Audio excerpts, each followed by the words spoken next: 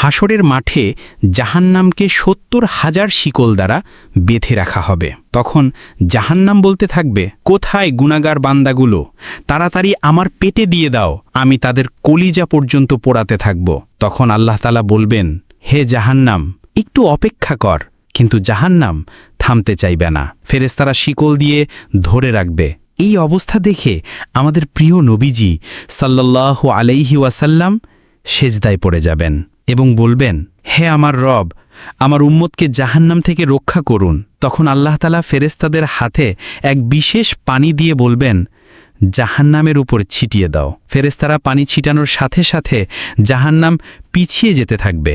ফেরেশতারা বলবে, হে মালিক, এটা কিসের পানি? আল্লাহ তাআলা বলবেন, এটা জমজম বা কাউসারের পানি নয়, বরং এটা আমার বান্দার চোখের পানি।